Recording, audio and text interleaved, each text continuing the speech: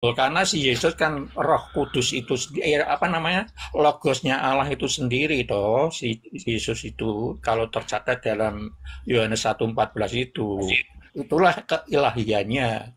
Tapi dia juga anak manusia karena kenyataannya kan Banyuma dilahirkan udah ready nggak secara nih? Jaringan udah bener. Banyuma, Cek, jaringan itu udah bagus. jangan suara saya kedengaran. diputar-balikkan dong. Ya Iya. udah kedengaran. Silakan berargumentasi dulu dah. Netizen pada kangen nih dengar suara antum nih. Iya, baik. Bismillahirrahmanirrahim. Nanti ditegur aja sebentar kalau misalnya suara saya agak putus-putus ya.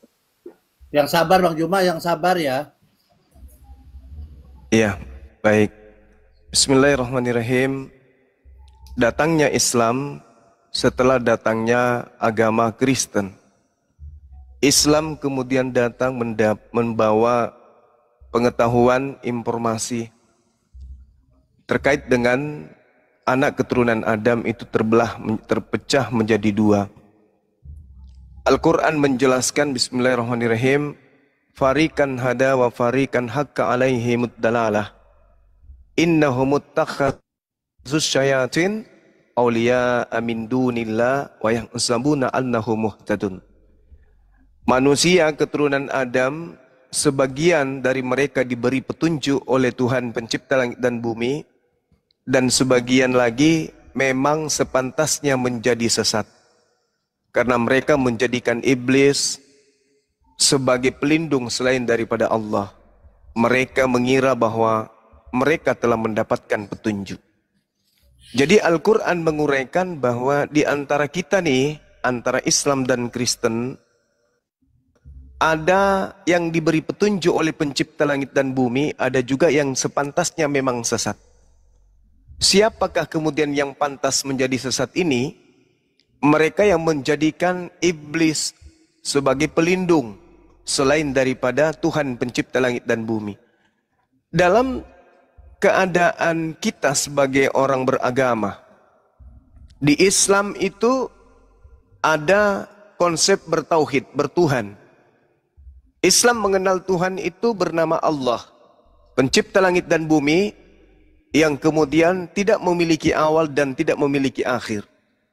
Perjalanan hidup manusia dari sejak Adam sampai kepada Nabi Nuh dan seterusnya, Nabi Abraham, Ibrahim, kemudian Ismail, Ishak, Yakub, Daud, Salomo, Isa, Yesus.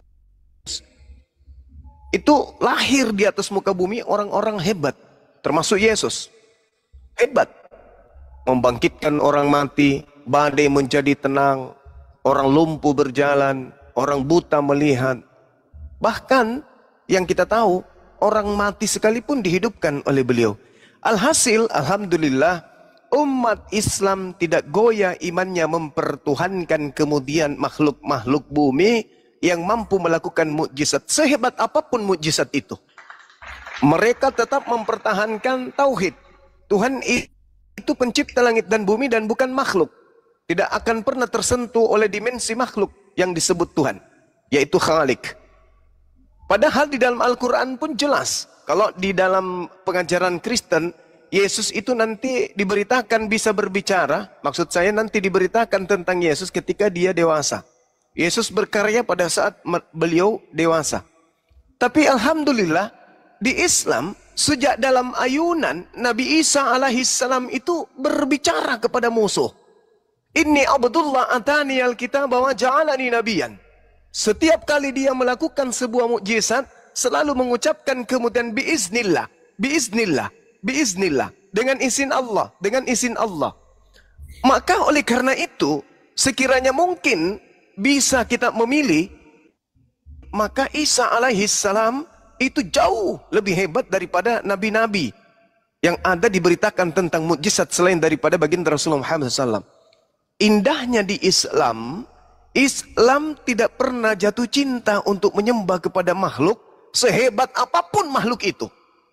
Secanggih apapun kemudian apa yang dinarasikan atau yang dipraktekkan di depan manusia. Umat Islam tidak pernah jatuh cinta sampai pada level mengganti Tuhan sang pencipta langit dan bumi dengan makhluk, dengan indikasi dia adalah Tuhan sendiri yang menjelma Dia adalah Tuhan sendiri yang berinkarnasi. Dia adalah Tuhan yang berteofani, bla bla bla bla dan seterusnya. Islam tetap waras, tidak pernah kemudian mengakali konsep ketuhanan dan keberagamaan. Ini keistimewaan dalam Islam. Alhasil, saya membaca data di dalam kitab saudara Kristen. Sesuai dengan apa yang dirasikan oleh Al-Quran. Al-Quran mengatakan bahwasanya inna ja'alna syayatin awliya'a lilladina la yu'minun. Pencipta langit dan bumi yang mengutus para nabi, termasuk mengutus Nabi Isa alaihissalam yang sakti mandraguna, itu mengatakan bahwa sesungguhnya sebagian dari manusia itu menyembah iblis, menjadikan iblis sebagai pemimpin, karena mereka tidak beriman. Orang-orang Yahudi yang menyaksikan kemudian kesaktian Nabi Isa, kesaktian Yesus, membangkitkan orang mati, membuat orang lumpuh berjalan, bla bla bla. Pokoknya sakti sesakti-saktinya Yesus itu. Tapi orang Yahudi yang sudah memiliki konsep bertuhan, tidak sedikit pun terbersit dalam pikiran mereka, dalam benak mereka, apalagi kemudian dalam tindakan, bahwa yang bermujizat depan mereka itu adalah Tuhan mereka. Tak ada. Bahkan ketika Yesus datang mempersaksikan banyak mujizat di tengah-tengah kaumnya, kaumnya justru sepakat untuk membunuhnya, bukan menyembahnya. Kenapa? Karena mereka telah datang kepadanya beberapa nabi, beberapa kitab untuk kemudian mengajarkan mereka tentang konsep Tuhan. Bagaimana dengan saudara Kristen? Aneh, lucu, gokil. Kenapa? Hanya gara-gara bangkit dari mati, jadi Tuhan dia. Hanya gara membangkitkan orang mati, hanya gara-gara berkata kepada aku telah diberi kuasa, pergilah jadikanlah semua manusia jadi muridku, aku gurunya. Jadi Tuhan dia. Kenapa bisa demikian? Karena Kristen itu 90% oknum yang ada di dalamnya, ajaran yang termaktub di dalamnya, itu bersumber dari kekaisaran Romawi yang memang adalah penyembah roh-roh, yang memang adalah penyembah makhluk, yang memang adalah ajaran politeisme, politeisme dan Hellenisme Stoa. Mereka penyembah dewa-dewa. Sehingga dengan mudahnya, hanya gara-gara berjalan di atas air, keluar dari tanah, jadi Tuhan, ayo. Inilah yang membedakan kemudian orang yang berakal dengan orang yang cuman berakal-akal. Supaya mereka kemudian sok paten, sok cantik, sok imut gitu loh. Jadi kalau di Islam, sabar bang, 30 detik. 30 detik habis ini. Jadi kalau di Islam, umat Islam itu sudah diajarkan. Manusia itu terpecah menjadi dua kelompok. Farikan hada, sebagian mendapatkan petunjuk, wa farikan hakka alaihimud dalalah, kata Allah. Dan sepantasnya memang sebagian itu sesat. Kenapa? Karena mereka tidak menggunakan akal sehat. Saya kira begitu sebagai penutup dari saya. Mudah-mudahan di pertemuan berikutnya kita bisa melanjutkan lagi sesi berikutnya. Siapakah mereka ini yang pantas sesat? Dan siapa mereka yang pantas mendapatkan petunjuk? Wabillahi taufiq wal hidayah. Assalamualaikum warahmatullahi wabarakatuh. Waalaikumsalam. Apa yang disampaikan Bang Juma, saya pendek saja pertanyaannya. Si Tuhan Yesus itu Theos apa Kyrios? Yesus itu Kurios, atau Maran, atau betul. Tuhan. Bukan Theos dia, begitu Bang Juma. Dia mengapa disebut? Tapi nanti dihakikatkan dengan Theos. Jadi cara iblis bekerja itu memang bagus, licik. Di mulut mengatakan dia Kurios, tapi implementasi keagamaan dia Theos itu juga nya. Ya, begini Bang Yuma.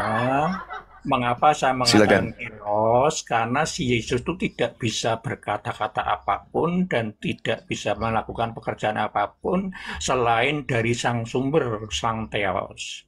Nah, oleh karena itu supaya sang sumber itu konsisten apa yang difirmankan dan dia mengatakan si Theos tidak bisa didengar, bagaimana supaya konsisten sejak dunia ini dijadikan? Padahal si Theos kan tidak bisa didengar. Mengapa kita tahu? Dari mana supaya konsisten itu?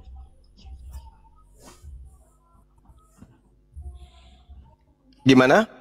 Saya yang ditanya. Bukan begini. Ini pertanyaan. Pak. Iya, Siap. si Theos kan tidak bisa didengar kecuali yang mendengarkan anak. Yang mendengarkan bisa anak. Nah, supaya konsisten sang Theos itu tidak bisa didengar sejak kapanpun, bagaimana caranya supaya kita tahu bahwa Theos itu ada? Konsisten. Oke, baik. Jadi dalam konsep bertuhan agama samawi, siapapun yang turun dari langit itu makhluk. Kalau kedatangannya adalah kebaikan manusia, kemaslahatan manusia, maka dia utusan Tuhan. Kalau untuk menghancurkan manusia, maka dia utusan iblis. Ada dua itu. Makanya tadi saya katakan farikan hada wa farikan haqqa alaihimud dalalah. Jadi ada dua manusia ini. Ketika Yesus turun, Nabi Musa turun, Nabi Muhammad sallallahu alaihi wasallam itu turun untuk mengabarkan berita, menyatakan, mentafsirkan, mentadaburi kemudian firman yang diterima dari Tuhan untuk mereka ajarkan kepada kaumnya masing-masing. Maka kesalahan besar ketika kemudian seorang Yesus turun ke bumi, bermujizat di tengah-tengah kaumnya untuk mengajarkan mereka Bani Israel menerimanya sebagai utusan Tuhan, tetapi ada kelompok dari kelompok murid-muridnya justru melantiknya menjadi Tuhan karena unsur pengaruh Roma, unsur pengaruh Yunani, sehingga Yesus yang tadinya utusan Tuhan untuk Bani Israel dilantik naik kelas menjadi setara dengan Tuhannya Yahudi. Itu fakta, itu real. Ya, silakan. Itu apa yang menjadi jawaban pertanyaan pendek saya ya. Sebenarnya konsistennya adalah ya logos itu yang diutus untuk menyampaikan apa yang menjadi kehendak sang sumber supaya konsisten. Maka di dalam Yohanes 1 itu kan disebutkan di sana, di Yohanes 1:3 itu segala sesuatu dari si logos. Kemudian nabi-nabi siapapun kan sebenarnya juga tidak dengarnya dari logosnya itu, logos Allah begitu. Jadi konsisten sejak awal si Allah Bapa itu tidak bisa didengar, melainkan yang bisa didengar adalah logosnya. Nah, untuk mengetahui itu, maka untuk menyelamatkan umat manusia, si logos, si Theos itu mengaruniakan anaknya yang tunggal, begitu Bang Yuma, di dalam Yohanes 3:16 atau Yohanes 16:3 itu begitu. Nah, Bang Yuma kan juga sering mengatakan bahwa, oh ya silakan komentar.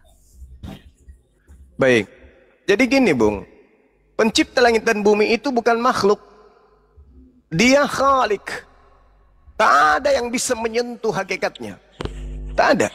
Maka sang khalik ini untuk dikenal, maka sang khalik mencipta.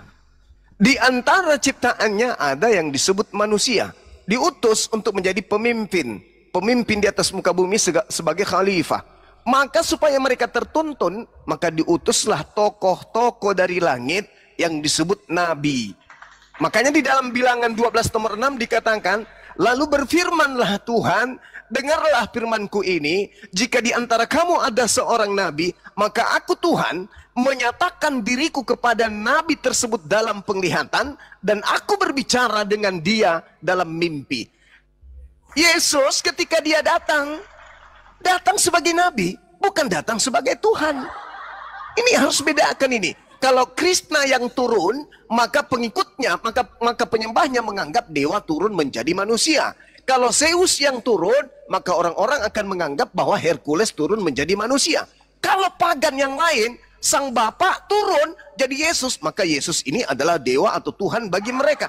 Ini orang yang di luar agama samawi, sah-sah saja, karena manusia dikelompokkan menjadi dua. Ada yang dibiarkan tersesat. Nah sekarang, ketika Yesus turun di tengah-tengah Bani Israel, Anda membaca Yohanes 1:3, Yesus itu pun berasal dari firman.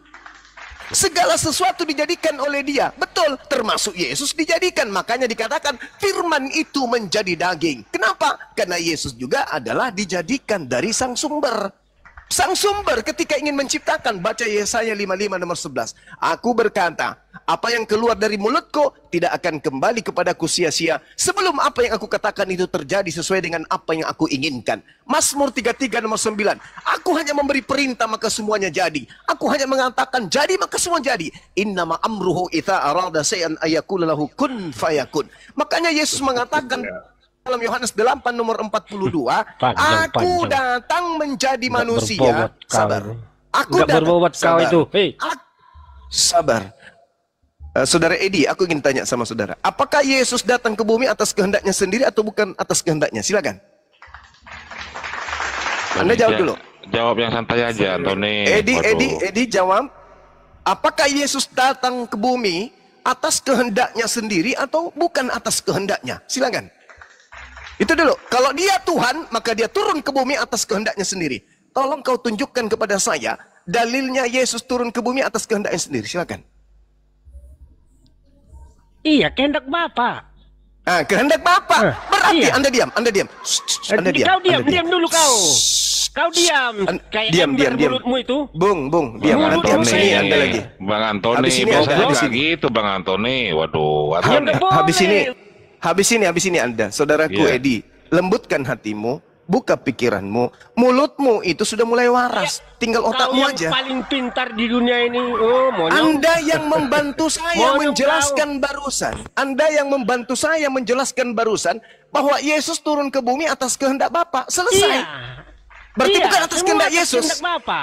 Bukan atas kehendak Yesus, bukan? Iya, tapi dia berarti firman Yesus Allah itu turun ke berarti dunia Yesus ini. itu adalah makhluk ciptaan Tuhan yang berasal dari dia firman mengambil Tuhan. rupa manusia. Filipi 2 ayat Oh, 6. itu lain. Dia Itu mengambil ajaran rupa Paulus. manusia. Tunggu. Itu Karena mau lain. ditebus manusia, manusialah yang Tunggu. berdosa. Jangan Gantian, Anda Antoni, campur Antoni. adukan. Jangan Anda campur adukan ajaran yang sudah terkontaminasi dengan ajaran pagan Romawi Yunani dengan ajaran Yesus. Jangan. Yesus mengatakan, aku turun ke bumi bukan atas kehendakku sendiri. Sedangkan Efesus 2, Filipi 2 Karena nomor 6 nomor 7, domba-domba Dewa, sabar itu dulu tidak bos. sah. Ya. Sabar. Gantian Tenangkan nanti diri Anda ya. Tenang, diri tenang, Anda. Bang Antoni. Bang Iya, Antoni, nanti Anda tanggapi.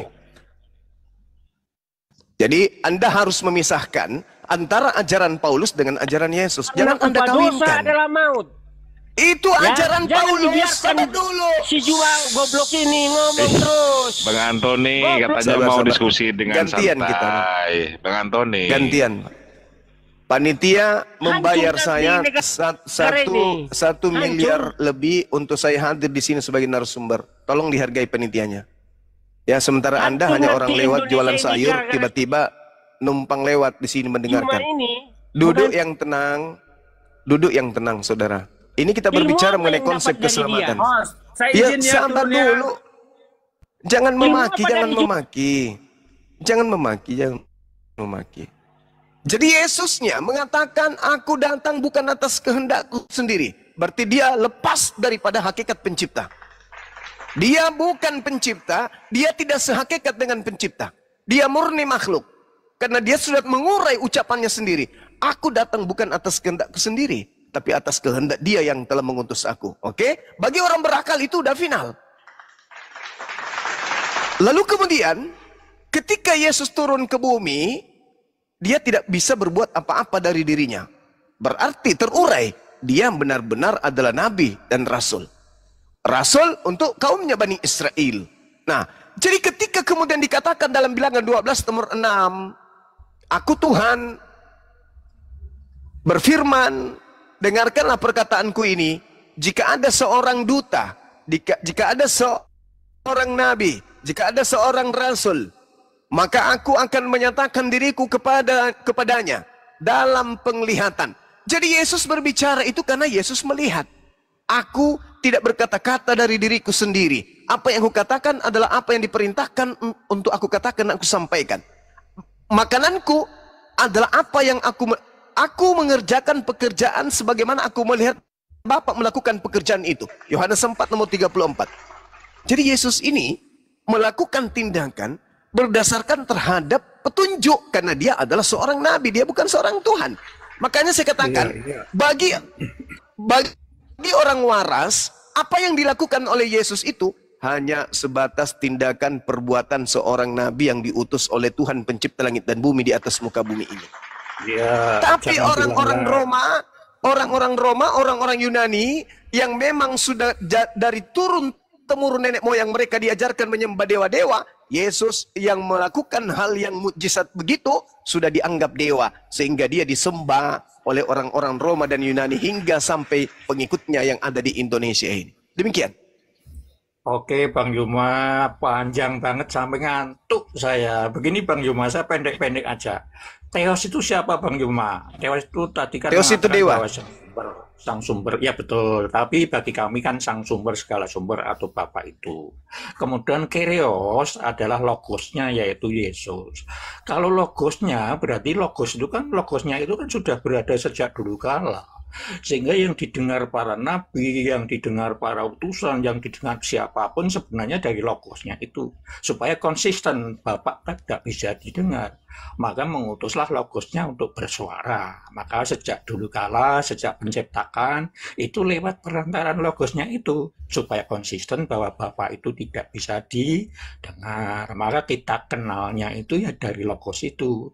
Kemudian dalam Yohanes 1:14, logos itulah menjadi daging. Supaya apa? Melakukan pekerjaan dan menyampaikan firman. Begitu Bang Iman. Kemudian kalau menyambung dalam Yohanes 16:13, setelah Yesus naik, setelah Yesus bangkit ke surga, dia kan minta utusan lain, yaitu roh kebenaran atau roh kudus untuk mendampingi yang percaya. Itu tercatat dalam kisah para rasul 2 itu. Sebenarnya itu, tetapi kan beda logos di dalam 16:13 menurut panjenengan. Dia adalah Jibril, katakanlah seperti itu. Itulah menjadi perbedaan-perbedaan yang sulit akan disatukan karena beda. Panjenengan juga sering mengatakan bahwa Yesus itu tidak disalib. Itu kan beda juga, karena di dalam Injil kan Yesus disalib. Sehingga alangkah bijaknya bahwa kita ini diskusinya hanya perbedaan pemahaman saja. Tidak usah divonis, begitu Bang Iman. Begitu Bang Iman. Oke, baik. Jadi ketika saudara mengatakan Yesus itu adalah Logos, sehingga Logos ini tadinya adalah bersama dengan Tuhan. Sebenarnya yang menggiring Anda mengatakan itu bukan Yesus. Karena kitab juga disebut Logos. Dalam Kisah Para Rasul 1 nomor 1, Theophilus, dalam Logos yang pertama, aku telah menulis tentang segala sesuatu yang dikerjakan dan diajarkan oleh Yesus. Kitab itu Logos juga. Apakah kitab itu adalah Tuhan? Maka Yesus sebagai Logos artinya dia penyampai firman. Kitab-kitab yang muncul di tengah-tengah kita di Indonesia ini adalah kitab-kitab penyampai firman. Tetapi mereka bukan Tuhan. Mereka bukan Theos, dewa, bukan. Kemudian buku-buku ini itu juga makhluk. Dia adalah benda, dia adalah ciptaan. Terdiri dari kertas dan tinta. Jadi dia bukan Tuhan. Yesus begitu juga adanya. Dia terdiri dari daging, darah, tulang, kulit, dan seterusnya. Maka dia bukan Tuhan. Tidak ada dikatakan Yesus itu firman. Nggak ada. Yesus itu makhluk yang berasal dari firman. Makanya di dalam Matius 4 nomor 4, kita semuanya juga ini adalah firman yang keluar dari mulut Tuhan. Yesus mana ada berupa daging keluar dari Tuhan? Nggak ada. Yesus keluar dari Tuhan berupa untaian perkataan sampai kepada Ruhul Kudus. Ruhul Kudus menyampaikan kepada Maria, wahai Maria, Tuhan menginginkan engkau hamil dan melahirkan seorang anak bernama Yesus sebagai raja untuk kaum Bani Yakub selama-lamanya. Jadi Yesus datang bukan berupa daging. Yesus datang hanya berupa ide, berupa gagasan, berupa keinginan Tuhan yang disampaikan oleh Gabriel kepada Maria. Maka Maria sebagai alat untuk mengaplikasikan kemudian firman Tuhan itu benar-benar hamil dan melahirkan sosok daging bernama Yesus. Jadi bukan Yesus yang turun dari langit, bukan. Yesus itu nanti ada ketika di bumi. Yesus tak ada di langit saat itu. Yang ada di langit adalah Tuhan pencipta langit dan bumi dengan seabrek kemahakuasaannya, diantaranya kemaha penciptaannya dan kemaha berkata-katanya Tuhan. Dan kemaha berkata-katanya, berkata-kata sampai kata-katanya, disampaikan kata-kata itu kepada Maria. Sehingga kata-kata itu terbukti dari kata-kata menjadi daging. Dan setelah menjadi daging, ternyata sang daging juga tidak bisa berkata-kata, kalau tidak Iya. mendengarkan Tuhan berkata-kata kepada dirinya. Jadi Yesus itu bukan kata, tapi Yesus berasal dari kata yang berasal dari sang pemilik kata. Itu data Ya. yang benar, itu tolak Ya. ukur yang benar. Jadi tidak hanya Ya. berkata-kata bahwa Yesus itu adalah kata itu sendiri. Itu tak salah itu Bang, salah. Silakan. Ya, kebenaran itu hanya milik Allah, karena Yesus sendiri mengatakan dalam Yohanes 16:4 apa, akulah kebenaran, akulah jalan, akulah hidup. Jadi kebenaran juga berada di Yesus itu, dan dalam Roh Kudus juga roh kebenaran, Allah juga kebenaran. Sehingga kebenaran itu yang punya adalah Allah. Oleh karena itu dalam diskusi ini saya tidak berani mengatakan saya yang benar, tidak. Karena kebenaran itu datang dari Allah. Dan kebenaran itu juga susah dipahami orang yang belum berada dalam kebenaran. Itu dalam Yohanes 17 seperti itu. Yang datang dari atas, itu susah dipahami begitu. Kemudian Bang Yuma tadi mengatakan bahwa yang datang di dunia ini, Yesus tidak datang. Tidak. Yang datang ini adalah logosnya. Logosnya yang diutus hanya 3 tahun loh, 3 tahun lebih sedikit untuk menjadi manusia itu, menjadi anak manusia. Karena Yesus kan selalu mengatakan anak manusia gitu. Tetapi di dalam Yesus pun juga disebut oleh Petrus pada saat di Kasaria mengatakan kamu Mesias dan anak Allah. Yesus pun membenarkan itu datang dari Bapa. Sehingga dia itu anak Allah benar, anak manusia juga benar. Anak manusia karena dilahirkan oleh Maria, anak Allah karena datang dan keluar dari Allah, itu juga benar. Dan juga benar dikatakan di dalam Kasaria oleh Petrus itu pada waktu Yesus bertanya, aku siapa menurutmu? Kan Petrus menjawab, kau adalah Mesias anak Allah yang hidup. Sehingga dia itu logosnya kalau menurut Yohanes 1:14. Bukan Bapa sendiri yang datang ke dunia, tetapi logosnya. Supaya apa? Konsisten bahwa Allah itu tidak bisa didengar. Yang bisa didengar logosnya karena diutus untuk menguasai dunia dan di surga. Segalanya diserahkan pada dia. Oleh karena itu mengapa kami menyebut Tuhan? Karena dia diberi kuasa, segala kuasa di dunia dan di surga. Dan mengapa Yesus mengatakan Bapak Tuhan? Karena Bapak yang menguasai Yesus, sumber segala sesuatu dari Bapak, dari Sang Sumber. Yesus tidak bisa mengatakan apa-apa, tidak bisa berbuat apa-apa kalau tidak dikatakan dari Sang Sumber. Begitu Bang Yuma. Iya, Yesus ketika dia mengajar di tengah-tengah kaumnya Bani Israel, Yesus tidak pernah mengaku kepada aku telah diberi kuasa baik di langit, di angkasa maupun di bumi.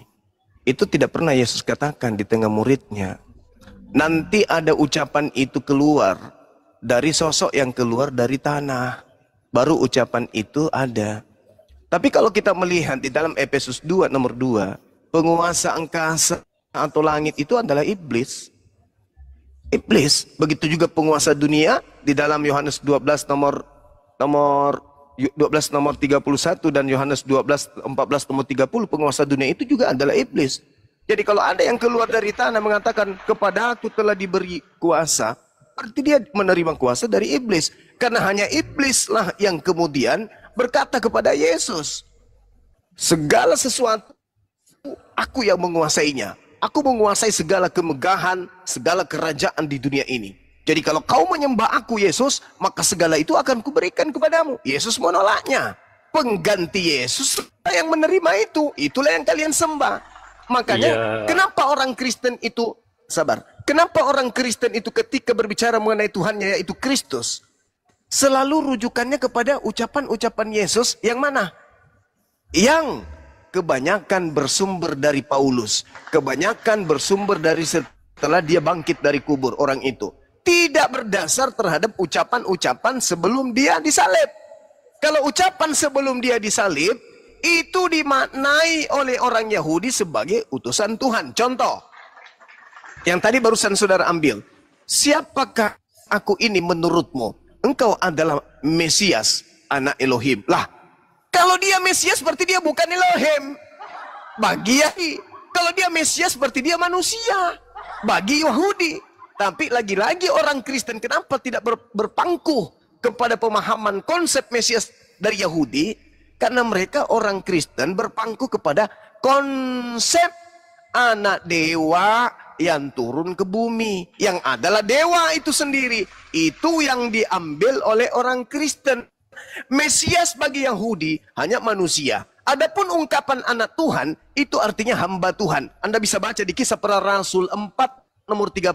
Yesus disebut sebagai hamba Tuhan. Yesus disebut hamba Tuhan dan Yesus menyebut dirinya sebagai hamba Tuhan. Yesus menyebut dirinya sebagai anak Tuhan sama dengan dia menyebut dirinya hamba. Anda lihat di Amsal 3 nomor 11 nomor 12. Yang disebut dengan anak Tuhan adalah hamba Tuhan yang tekun mendengarkan didikan Tuhan. Itu yang perlu Anda pahami. Nah, konsep ini berubah ketika yang terima, sabar. Yang terima adalah orang Kristen. Karena orang Kristen ini bukan dari Yahudi murni. Orang Kristen ini orang Kristen ini 95% ajarannya dari Romawi Yunani. Maka konsep yang diterima bukan konsep Mesias. Konsep yang diterima adalah konsep dewa. Apa itu? Dewa turun ke bumi, anak dewa menjadi manusia. Itulah dewa mereka. Dari mana saya bisa menjelaskan itu? Coba Anda lihat. Filipi 2 nomor 6, nomor 7, nomor 8. Itu kuncinya. Kenapa orang Kristen selalu menganggap anak Maria Tuhan? Karena itu konsep Paulus yang selalu tertancap terlalu dalam ke benak orang Kristen. Sehingga Yesus, apapun ungkapannya ketika dia sebelum disalib, semua berubah menjadi ungkapan Tuhan. Makanya konsepnya apa? Yesus 100% manusia, 100% Tuhan. Kenapa demikian? Karena orang Kristen terpengaruh oleh konsep Romawi Yunani. Demikian. Iya, tidak apa-apa. Tidak apa-apa, itu kan perbedaan pemahaman Bang Luma seperti itu. Tapi mungkin Bang Luma lupa bahwa mengapa si iblis berkuasa. Karena pada saat penciptaan si Adam, itu kan iblis menang. Mempengaruhi si Adam untuk makan buah itu, karena kamu akan hidup seperti Yesus, seperti raja gitu, sehingga dia makan, dipengaruhi oleh si istrinya si Hawa gitu kan, si Adamnya kemudian jadi makan. Oleh karena itu kemudian ditaruhlah di dunia itu, dan dia dikuasai oleh iblis. Dan Yesus, karena Yesus itu sangat kasih pada penciptaannya, supaya dia menyatu kembali, dia membuat aturan, muncullah hukum Taurat itu. Sejauh kamu bisa melakukan hukum Taurat, maka kamu akan menyatu lagi loh dengan saya. Itu bentuk kasih. Itu sebenarnya bentuk kutukan itu si Taurat itu. Karena kita ketahui sampai saat ini kan ada 613 itu. Nah, kalau 613 itu kan hafal saja tidak, bagaimana melakukan. Kemudian iblis mudah menguasai mereka, mudah mempengaruhi karena berkuasa di dunia si iblis itu. Tetapi si Yesus di dalam Lukas 14 dan Lukas 4 dan Matius 4 kan Yesus tidak bisa dikuasai oleh iblis karena si Yesus menang dengan iblis. Itu terbukti dalam penyaliban. Yesus pun menang. Sebenarnya iblis menghendaki untuk mati. Sebenarnya Yesus menghendaki untuk mati, tapi Yesus menghendaki hidup. Si manusia yang ada yang terkutuk ini menghendaki hidup. Oleh karena itu Yesus bangkit. Itu bukti kuasa kembali ke Yesus. Oleh karena itu ada perjanjian baru yang namanya kasih karunia. Kemudian Bang Juma mengatakan yang muncul dari kubur adalah iblis. Ya monggo saja, itu kan memang kebenaran. Saya katakan kebenaran itu sulit dipahami bagi yang belum berada dalam kebenaran. Selalu membenarkan pendapat diri sendiri. Saya tidak mau itu membenarkan pendapat saya, karena kebenaran ada pada Sang Kuasa, Sang Sumber segala sumber itu. Begitu Bang Yuma. Iya. Jadi di atas muka bumi ini hanya ada dua entitas yang ingin disembah oleh manusia. Ada dua entitas di atas muka bumi ini yang ingin disembah. Yang pertama adalah Tuhan memang Tuhan. Yang kedua adalah iblis yang menyamar menjadi klien Tuhan, atau iblis yang menyamar menjadi Tuhan itu sendiri. Bagaimana dengan Yesus? Ketika dia datang sebagai pengajar di tengah-tengah kaumnya Bani Israel, Adakah Yesus mengajarkan dirinya untuk mengkudeta Tuhannya? Adakah Yesus menyatakan dirinya sebagai Tuhan? Adakah Yesus mengajar Bani Israel untuk menuhankan dirinya? Boro-boro mengajak kaumnya Bani Israel menuhankan dirinya. Mengajak Bani Israel untuk menjadikan dirinya sebagai malaikat, dewa saja, dewa penolong saja, itu tidak. Yesus hanya mengajarkan dirinya sebagai Mesias doang. Yesus hanya ingin diterima sebagai Mesias.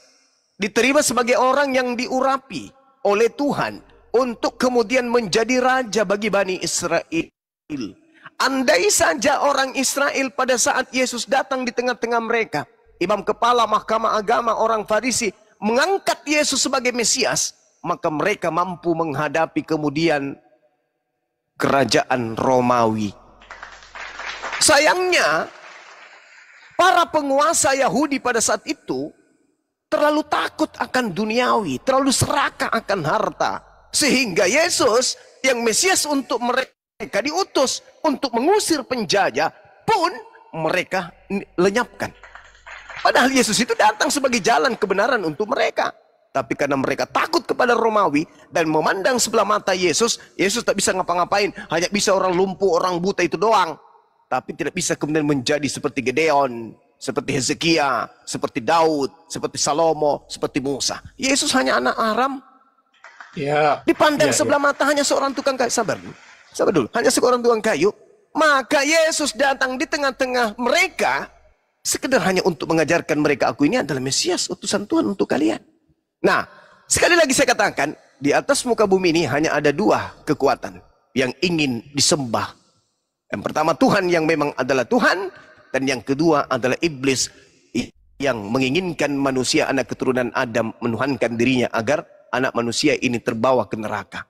Permasalahannya sekarang adalah Yesus ketika datang di tengah Bani Israel tidak ingin disembah, mengajarkan menyembah Elohim.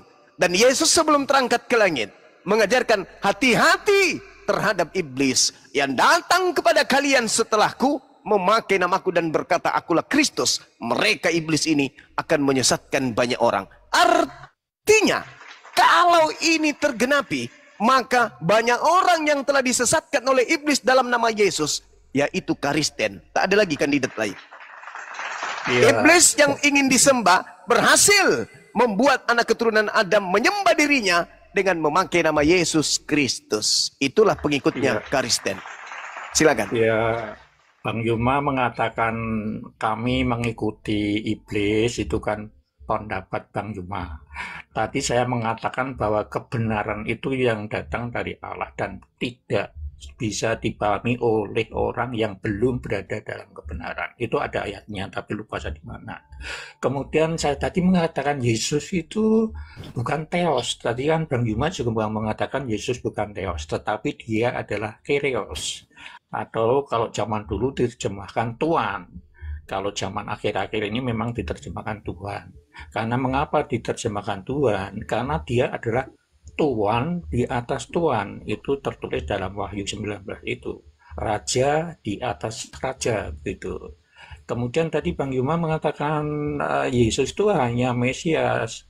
Bukan, Yesus itu adalah, kalau di tempat panjenengan kan Al-Masih, gitu ya, Isa itu. Kalau di tempat kami adalah Kristus. Nah, Kristus sendiri adalah pengertiannya, dia adalah Mesias, dia adalah Raja, dia adalah nabi dan hidup sampai sekarang masih hidup. Oleh karena itu tidak ada pengganti lain selain dia sebagai raja, sebagai nabi, sebagai imam, begitu kan? Dan dia masih hidup sampai saat ini, maka tidak ada pengganti. Oleh karena itu Lukas 16 tercatat nabi terakhir adalah Yohanes Pembaptis. Bukan Paulus itu nabi, bukan, karena Kisah Para Rasul 13 itu kan yang nulis si Lukas. Dan Lukas kan sudah mengatakan dalam Kisah Para Rasul, dalam Lukas 16 itu, nabi terakhir adalah Yohanes Pembaptis. Kemudian tadi apalagi saya lupa, sampai banyak banget Bang Yuma mengatakan. Bang Yuma, itu Bang Yuma. Oke. Jadi Yesus mengatakan kerajaan Elohim akan diambil daripadamu dan akan diberikan kepada suatu bangsa yang akan menghasilkan buah kerajaan itu. Gugur Pak ya, gugur.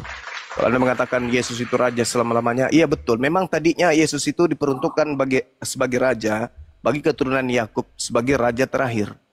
Tetapi Yesus tidak berhasil.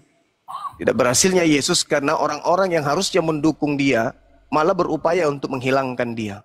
Maka daripada dia kemudian dibunuh, maka pencipta langit dan bumi mengangkatnya ke langit. Tuhan dendam kepada mereka yang ingin membunuh Yesus.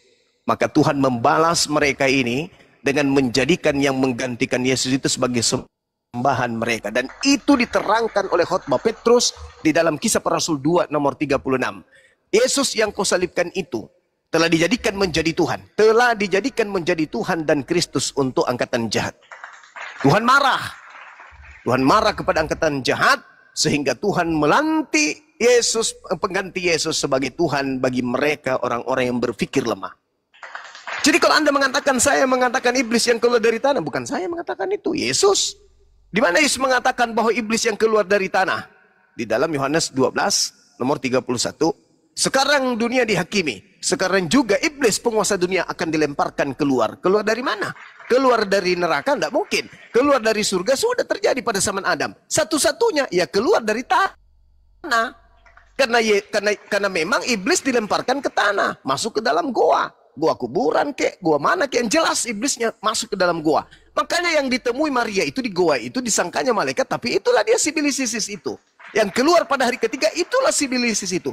Makanya Yesus mengatakan, angkatan jahat ini, angkatan jahat, minta tanda, dan tidak akan diberikan tanda kepada angkatan jahat, kecuali si jahat. Maka si jahat ini, yaitu anak manusia yang mengkhianatinya, akan keluar pada hari ketiga seperti Nuh. Seperti Yunus keluar dari perut ikan pada hari ketiga. Begitu juga anak manusia yang menggantikan dia di atas salib, akan keluar dan akan menjadi Tuhan bagi angkatan jahat. Itu jelas.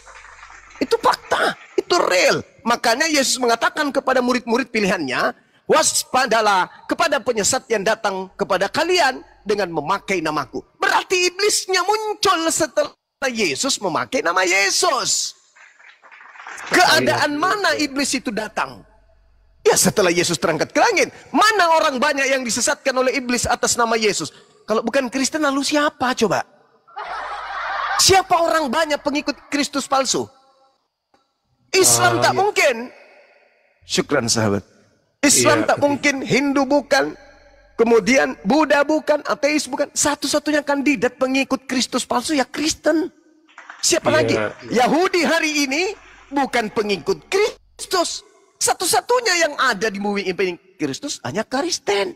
Berarti kandidat penggenapan dari nubuatan Yesus, datangnya iblis menyesatkan banyak orang memakai gelar Kristus. Ya Kristen. Coba lembutkan hati. Ya, silakan lembutkan hati dan tunjukkan kemudian.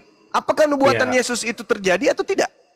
Silakan. Ya, Bang Yuma lupa ya bahwa di sini itu ada Injil-Injil palsu banyak banget kan. Nah berarti kalau Injil-Injil itu kan para nabi nabi palsu yang buat. Kemudian Kristen itu kan tidak hanya Katolik, ada Ortodok, hanya Kristen Protestan, ada kepercayaan ini ada berapa ribu itu. Sehingga dari itu sendiri bukan hanya Kristen berarti kan semuanya. Bisa jadi yang dimaksud Kristus itu Kristen yang memang berbeda dengan apa yang dipahamkan oleh yang percaya pada Kristus itu sendiri. Coba kalau kami, Bang Yuma kan tadi mengatakan bahwa sing keluar dari Kristus palsu gitu ya. Coba kalau itu Kristus palsu dan iblis, apa ajaran dalam perjanjian baru? Karena itu kan disampaikan dalam perjanjian baru. Di mana itu letak ajaran yang menyesatkan atau katakanlah ajaran iblis? Karena buah-buah roh itu nyata oleh Paulus di sana dikatakan orangnya harus sabar, berada dalam kebenaran dan sebagainya. Apakah iblis mengajarkan seperti itu? Begitu Bang Yuma. Oke, baik. Jadi ketika saudara mengatakan hal yang sama tadi, 1 Korintus 12:28, Paulus mengatakan di dalam jemaatnya itu ada nabi-nabi. Berarti di tengah-tengah agama Kristen ini banyak nabi-nabi, kata Paulus. Jadi bukan Yesus sebagai nabi terakhir, atau siapapun itu yang Anda katakan nabi terakhir tadi, Yohanes. Nah, sekarang begini. Anda mengatakan bahwa apa pembedanya? Iblis itu selalu memperlihatkan sisi kebaikan. Itu disebut iblis. Iblis selalu memperlihatkan sisi kebaikan. Nah, sekarang untuk menjadikan tolak ukur iblis atau bukan iblis, maka lihat ajaran Yesus. Kau terlalu jauh. Seluruh ajaran Yesus terangkum di dalam Yohanes 17:8. Apa kata Yesus? Segala firman, semua perkataan yang engkau berikan wahai Bapa, telah aku sampaikan kepada murid-muridku. Dan setelah firman itu seluruhnya sampai kepada murid-muridku, mereka telah menerimanya dan mereka percaya bahwa engkaulah yang telah mengutus aku. Murid-muridnya setelah menerima pengajaran Yesus, mereka menerima dan mengatakan dan percaya Yesus itu hanya utusan Tuhan. Titik. Tidak ada embel-embel Tuhan. Maka ketika mereka menerima Yesus sebagai utusan Tuhan, di mana mereka ibadah? Di sinagoge. Hari apa mereka ibadah? Hari Sabtu. Makan babi enggak mereka? Enggak makan babi. Bersunat enggak mereka? Tetap bersunat. Menyembah kepada Elohim enggak mereka? Menyembah kepada Elohim. Menyembah Yesus enggak? Enggak menyembah Yesus. Itu kalau mereka telah menerima segala firman yang Yesus sampaikan sebagai Rasul Tuhan. Berbeda dengan Kristen. Tengok aja hari ini Kristen. Ngapain mereka? Prosesi agamanya menyembah Yesus, makan seluruh makanan yang diharamkan, ibadahnya hari Minggu, kemudian tidak bersunat, tidak ada perintah Tuhan yang langsung dari Yesus yang mereka lakukan. Jadi ketika hari ini orang dihadapkan dengan ajaran Yesus, Yesus adalah seorang praktisi Torah. Sedangkan Kristen bukan praktisi Torah. Ketika Yesus hadir hari ini, apa kata Yesus? Enyahlah daripadaku, aku tidak mengenal kalian. Kalian semua adalah pembuat kejahatan. Ucapan itu dilontarkan Yesus kepada siapa? Kepada Islam. Keluarganya juga belum kepada, bisa kepada Buddha, kepada Hindu, kepada ateis atau kepada Kristen. Jelas, Yesus akan berkata kepada orang Kristen, enyahlah daripadaku. Kalian semua adalah pembuat kejahatan. Pertanyaan saya yang terakhir. Tolong dijawab. Berhasilkah iblis menyesatkan banyak orang dengan menggunakan gelar Kristus? Dan apa gelar orang banyak yang disesatkan oleh Kristus palsu tersebut? Silakan. Begini Bang Yuma. Bang Yuma selalu mengatakan mengganti kata-kata ya. Sebenarnya bukan Kristus itu Mesias ya, di dalam Matius 24 itu kan Mesias bukan Kristus. Karena Kristus sendiri adalah Yesus itu. Tadi saya katakan Kristus itu adalah dia nabi, imam dan raja, begitu Bang Yuma, dan masih hidup. Oleh karena itu dia penggantinya. Karena tadi dikatakan banyak nabi-nabi ya, barangkali nabi-nabi yang katakanlah itu yang apa ya, semacam dukun atau semacam terawang apa gitu, atau nabi-nabi palsu memang banyak. Tadi saya katakan bahwa nabi-nabi palsu itu banyak, karena juga Injil-Injil yang palsu kan banyak, itu terdokumen di Vatikan sana, tidak semuanya, dan masih banyak Injil-Injil yang palsu. Kemudian Kristen, Islam dan sebagainya itu, dan saya tadi katakan Kristen itu tidak hanya Katolik, Ortodoks, Kristen Protestan dan sebagainya, banyak denom, sehingga barangkali yang mengajarkan yang beda itu yang dimaksud si Yesus. Tetapi kan Yesus mengatakan kecuali yang melakukan kehendak Allah. Kemudian kehendak Allah di mana? Kalau masih merujuk dalam Matius 7, ya lihat saja di Matius 7:12 itu jalan yang benar di situ. Itu adalah inti seluruh hukum Taurat dan kitab para nabi. Saya sudah diskusi dengan Bang Yuma, nampaknya Bang Yuma akan berbeda pendapat. Tapi karena ini pertanyaan terakhir, silahkan di dalam Matius 7:12 itu direnungkan saja, dibaca, dicermati, dan dalam diskusi pasti nanti Bang Yuma akan berbeda, tidak seperti saat ini. Kalau menganut, memahami, dan melakukan ajaran Yesus dalam jalan yang benar. Demikian Bang Yuma. Dan karena tadi Bang Yuma sudah mengatakan terakhir, saya juga sudah malam, saya tak turun, dan bila banyak kesalahan saya mohon maaf. Oke, baik. ketika Anda mengarahkan saya dalam Matius 7, ini justru menendang agama Anda dari permukaan bumi ini sebagai kandidat untuk masuk surga. Segala sesuatu yang kamu kehendaki supaya orang berbuat kepadamu, perbuatlah demikian juga kepada mereka. Itulah isi seluruh hukum Taurat dan kitab para nabi. Apa? Apa yang Anda bisa berikan kepada kami di situ? Tak ada. Kamu di situ hanya kaum Israel. Kristen gak ada kelas di dalam. Gak ada kemudian Kristen.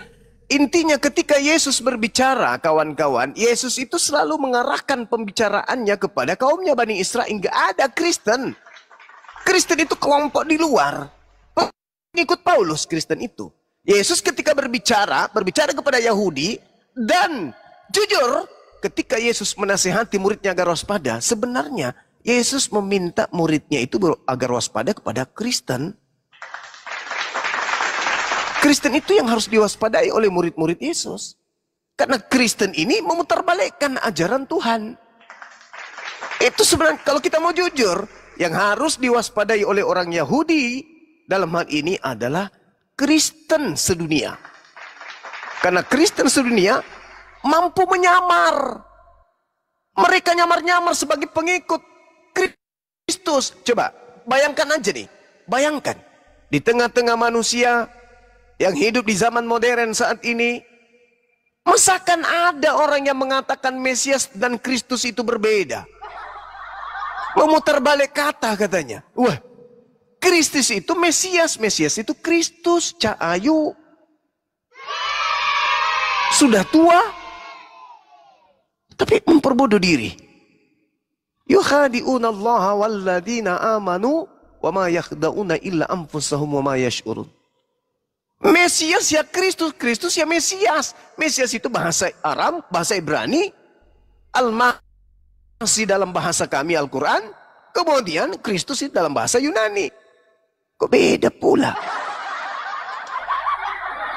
Inilah anehnya Kristen. Kalau tak bisa lagi kemudian melakukan jawaban-jawaban, ya apa kayak gitu. Mau kayak mana? Mau lari kemana? Gak bisa. Jadi orang-orang Yahudi diminta oleh Yesus untuk waspada kepada orang Kristen. Karena orang Kristen ini bahaya. Lebih bahaya daripada narkoba. Itulah orang Islam Kristen yang bahaya. Di mana-mana jadi musuh. Coba Anda tunjukkan di dalam Bible Perjanjian Lama dan Perjanjian Baru. Di mana Tuhan mengajarkan agar waspada kepada ajaran Shalom. Silakan. Ingat Islam Shalom. Silakan. Kok Shalom? Mana ada Shalom? Ya, Shalom. Bahasa Aramaik. Bahasa Aramaik itu jelas adalah bahasa serumpun dari keturunan Abraham. Jangan samakan Keturunan Abraham memiliki tiga. dengan Shalom. Nggak beda itu. Kau itu. Loh, kau dari mana? Kau bukan orang Yahudi. Hei. Abraham itu memiliki tiga bahasa keturunannya. Yang pertama Ibrani, yang kedua Aramaik, yang ketiga Arab. Satu aja. Kau bahasa Yunani, Tuyul. Bahasa Yunani itu bahasa pagan. Kami punya bahasa itu ada tiga. Ya, Ibrani, Arab, dan Arab. Jawab. Yunani itu nggak masuk. Yunani itu bahasa pagan. Maksudnya bahasa yang digunakan agama pagan. Nah, agamamu dari sono, tempurung, sok-sokan. Dalam tempurung, wow, otakmu itu yang kayak tempurung. Satu aja kutanya. Satu aja. Diciptakan di mana coba? Jawab. Adam diciptakan di surga. Kenapa emang? Adam dicipta di surga. Di dalam agama Yahudi Adam dicipta di Gan Eden. Di surga. Di dalam Kristen. Di dalam Kristen Adam diciptakan di mana? Ayo. Jangan kau pakai kitabnya orang Yahudi. Mana ada di surga di dalam kitabmu? Di langit, Tuyul. Selamat malam. Di agamamu itu Adam dicipta di langit. Dasar pemakan babi. Jadi teman-teman, kenapa Tuhan melarang kita makan babi? Supaya otak kita itu tidak berotak babi gitu. Saya stresnya karena saya tidak ingin anak-anak Indonesia itu menjadi keturunan setan. Ya apa urusanmu? Singkat. Urus saja dirimu sendiri. Oh, nggak bisa dong. Nggak bisa. Mulutmu kayak mulut iblis itu, tapi kau bicara agama. Ngapain kau bicara agama? Mulutmu aja nggak benar, merendahkan orang kamu. Bagaimana orang Ini kita menghargai berbicara kau, mengenai kau lintas sendiri agama, nggak bisa Bung. menghargai orang. Kalau nggak bisa Sisi, kau menghargai makanlah orang, kayak teriak Yaman, dengan jalan agama ke surga. orang. Makanlah Urus kayak Yaman, kata agamamu, Zuma, jalan ke pelajari surga. Quranmu, jangan kau Oi, urusin Nabi kitab Zuma ya sudah orang. gila. Emang Makanlah Quran kayak Al-Quran Yaman, saya jalan ke yang surga. kubahas. Kristen ya. Bodoh kau. Al-Quran Menyuruh orang pakai saya tai. yang kubahas ini. Kau itu bodoh, suruh orang pakai tai. Al-Quran kau bahas, Alkitab kau bahas, terus Bible kau bahas. Ini Al-Quran Kau ada saya orang yang kau kubahas. bahas. Jangan kayak Kau bahas pasar, Quranmu gantian-gantian. lagi apa? Di mana Al-Quran saya membahas tentang agama yang Quranmu aja dilaknat kau oleh bahas, pencipta nggak langit usah dan kau bumi. kait-kaitkan Nggak bisa. dengan Bible, Nggak ada bisa urusannya karena Al-Quran dengan saya juga Bible membahas tadi agama. itu Nggak berbicara bisa. sendiri, udah fix. Jangan kau Bersapa saja paksakan. kau tuh. Nggak Dengan boleh. Quranmu. Tidak boleh kau Bersapa memaksakan saja. kehendakmu terhadap agama lain. Nggak boleh, Bung. Agama saya itu membahas kitabmu. Bersapa gila. Agama saya Ngapain itu kau membahas bahas kitab orang? kalian orang-orang kafir.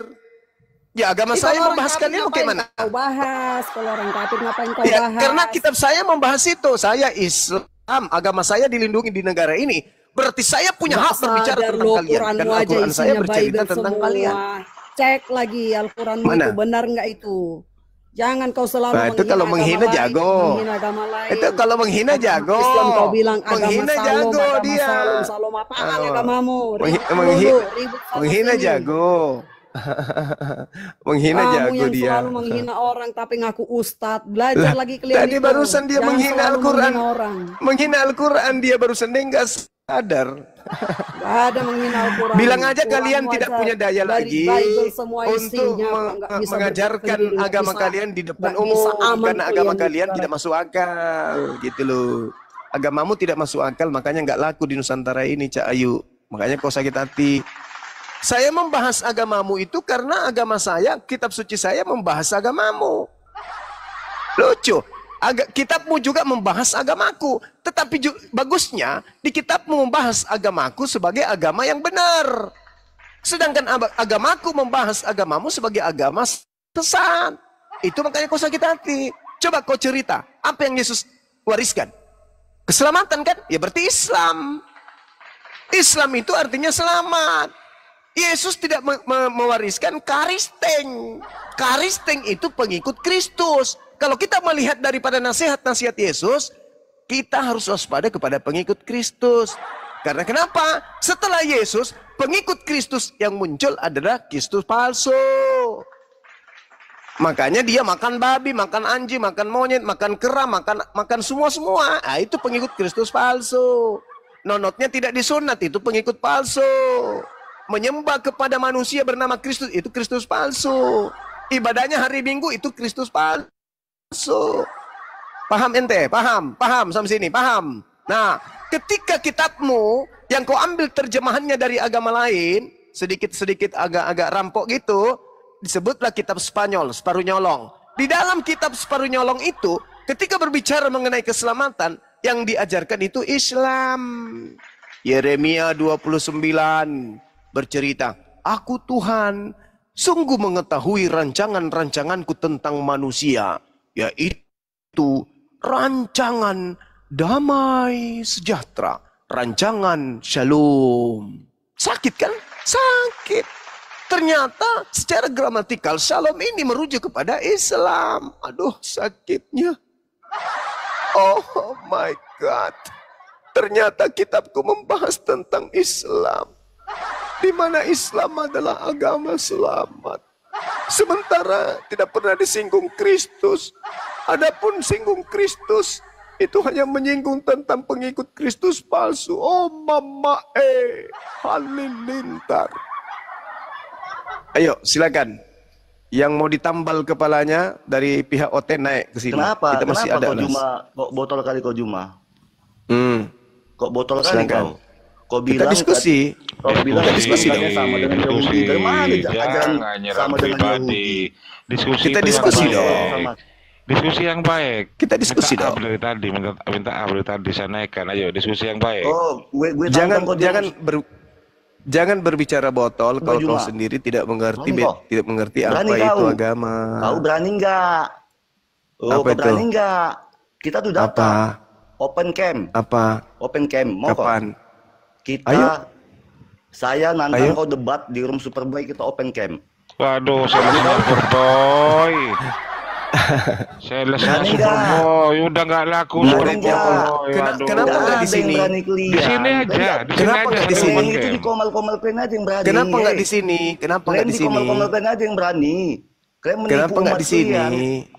Kenapa Ya, nggak di sini? disuruh Superboy supaya dilihat orang kebenarannya. Kalian Di nggak sini Muslim yang lain dari tadi Berani kan nggak? diam. Hoi.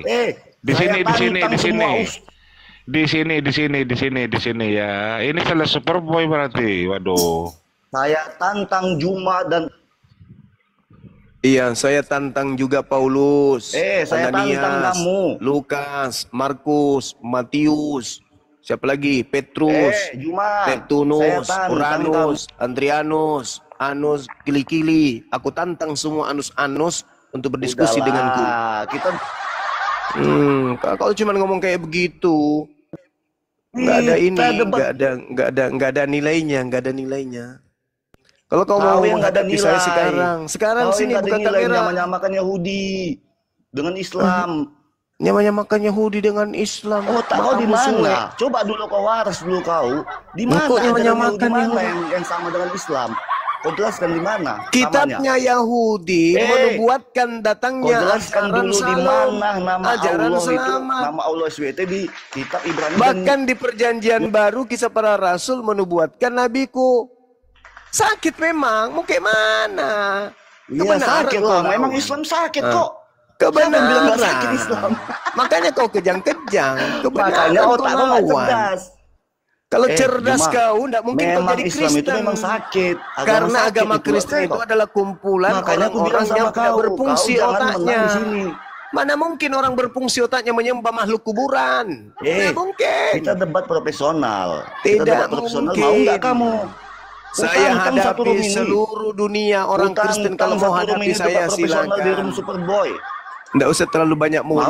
mulut. Ya Waduh, udah. usah terlalu ini banyak salesnya mulut. Superboy. Saya Nanti turunkan, kamu saya Nggak turunkan usah saja. terlalu Ini di banyak kandang mulut. aja. Waduh, salesnya Superboy yang Kau sudah ke nggak laku gereja, sekarang. gereja aja biasa pakai lem Alteco. Waduh. Sakit hati kau kan? Sakit lah. Mau kau berbicara mengenai konsep Tuhan kau tidak bisa menang.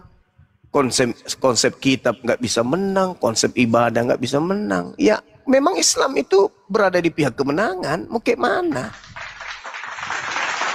Kalian belum bertarung kau sudah duduk pada posisi kalah. Jadi yang ada hanya sakit hati. Gondok, benci, dendam, emosi. Hanya itu aja. Itu aja. Gimana? Kau mau lawan saya argumentasi, argumenmu kacau. Melawan saya pembekalan materi tentang Bible, kau nihil. Kau mau bahas apa denganku? Nangis, curhat. Susah itu memang, susah. Solusinya sekarang ini daripada kalian gondok, daripada kalian stres gila sendiri, mending lembutkan hatimu. Dengarkan Bang Suma menjelaskan isi Bible-mu. Setelah saya menjelaskan, kau lihat di Bible, sesuai enggak? Kalau tidak sesuai, baru kau naik ke sini. Tapi kalau sesuai, lembutkan hatimu. Bang Suma ini benar bah. Pendetaku aja nggak sampai segitu pengetahuannya. Bang Suma bukan Kristen, tapi Bang Suma paham Bible. Nah itu, lembutkan hatimu. Kalau perlu kalian daftar jadi murid-muridku. Materi pembelajaran Bible secara otodidak diajarkan oleh Bang Suma melalui TikTok. Nah, naik ke sini. Bang Suma, bagaimana terkait dengan ayat ini, data ini, bab sekian? Bagaimana menurut Bang Suma? Bang Suma kan netral tuh.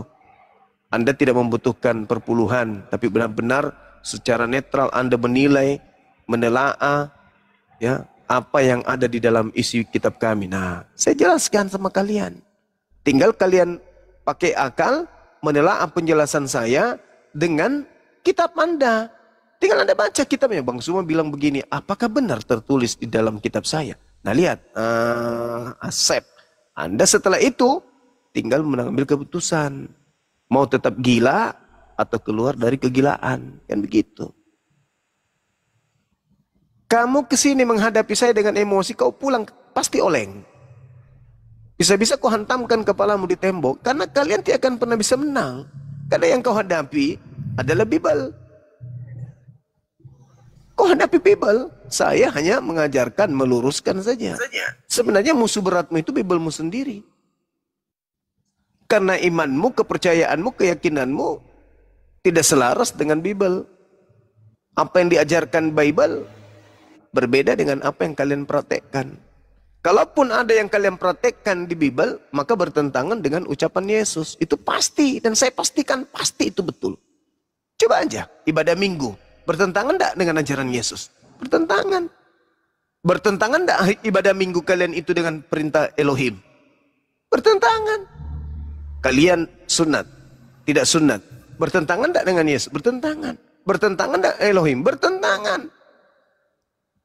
Kalian menyembah Yesus. Bertentangan enggak dengan Yesus? Bertentangan. Bertentangan dengan Elohim? Bertentangan. Cuma gak ada capeknya kau teriak tentang agama Semua yang ada di dalam agama Kristen itu bertentangan dengan Elohim dan bertentangan dengan Yesus. Tak ada satupun yang selaras. Mana buktinya? Saya kasih contoh. Anda minta bukti? Oke. Ya. Yesus berpesan kepada murid-muridnya Yahudi di Bukit Zaitun agar mereka waspada kepada Kristus palsu yang datang memakai namanya dan berkata, akulah Kristus, akulah Mesias. Mereka akan menyesatkan banyak orang. Pertanyaan saya, jujurkah Anda ketika Anda membaca data itu bahwa ternyata Kristus palsu itu menyesatkan banyak orang dengan memakai gelar Yesus Kristus dan menemukan diri Anda sebagai pengikut Yesus Kristus sementara Anda bukan orang Yahudi, sementara Anda prosesi keagamaan Anda tidak bersesuaian dengan ajaran Yesus. Jujurkah Anda ketika Yesus mengatakan agar muridnya waspada kepada Yesus palsu? Itu kan pembohonganmu, Juma. Nah, itu tengoklah kan. Padahal dalil tertulis. Itu saya yang dibilang bohong. Matius 24, nomor 4, nomor 5, nomor 6, nomor 7, nomor 8, nomor 9, nomor 10, 11, 12, 13, 14, sampai nomor 31. Saya yang dibilang bohong. Gini aja Juma. Coba, tengoklah orang Kristen ini. Nambah ilmu lagi, ilmu marketing. Tengoklah orang Kristen. Kau tambah lagi ilmu marketingmu itu biar kau lihai di dalam merekrut manusia yang bodoh. Apa? Manusia-manusia pintar yang keluar dari Kristen, yang bodoh kayak kau itu masih tetap di Kristen. Sekarang pertanyaan saya apa? Pertanyaan saya apa? Karena pertanyaan saya apa tadi? Apapun yang ada di dalam Bible ataupun yang dijalani Yesus Kristus itu adalah dia di dalam konteks nubuat Juma. Nubuat nenek musuh, mata musuhe. Mana nubuat apa? Juma, nubuat apa? Kamu mau ambil nubuat dari mana? Inilah kelihayan Kristen ini. Sedikit-sedikit Emang itu kitab lo. Hanya bisa. Seenak perutmu mengatakan ada nubuat. Sedikit-sedikit nubuat. Coy. Kelas Kristen. Sedikit-sedikit lari ke kitabnya Yahudi. Menjual agama pagan Romawi dengan menggunakan nubuat-nubuat katanya dari kitabnya Yahudi. Kau kurangnya di mana? Di ilmu marketing Zuma. Ilmu marketingmu kurang. Kau tahu nggak kalau yang syahadat melalui saya itu alhamdulillah itu sudah hampir ribuan manusia. Kau tahu nggak? Bukan kawan. Kau marketing saya berhasil dong. Bukan, enggak. Kalau besok malam saya kau lihat nih. Besok malam saya akan mensyahadatkan satu orang Cina lagi. Paham kan? Ya. Besok malam undanganku, jadwalku sudah ada untuk mensyahadatkan orang. Kau itu juga hebat, mantap. Dalam ilmu marketing. Udah, kau turun. Kau ke gereja seperti biasa. Kau cipok lubang pantat pendetamu. Mudah-mudahan kau bisa sehat. Karena hanya dengan begitu kau bisa sembuh. Roy, selamat malam Roy. Alhamdulillah. Itu kayak begitu Bang Juma nggak bisa sembuh. Dia udah lakukan. Ya, makanya suruh cipok lubang pantat pendeta biar dia rasa. Nggak sembuh juga kalau itu, nggak sembuh. Harus pantat monyet. Dia supaya pantat monyet. Iya baru sembuh. Susah kali lah. Kita kasih data. Kalian ini kejang-kejang itu akibat daripada apa? Akibat karena kuasa kegelapan yang ada dalam kalian itu meronta-ronta. Kuasa apa lagi coba? Kalau bukan kuasa kegelapan yang menghantarkan kalian menyembah kepada anak orang. Adakah anak orang tersebut mengajarkan supaya dia disembah? Nggak ada. Kuasa apa yang membuat kalian kemudian berbondong-bondong kompak kali hari Minggu masuk ke sebuah gedung menyembah ke dia? Kuasa apa? Perintah tak ada. Ajaran dari Yesus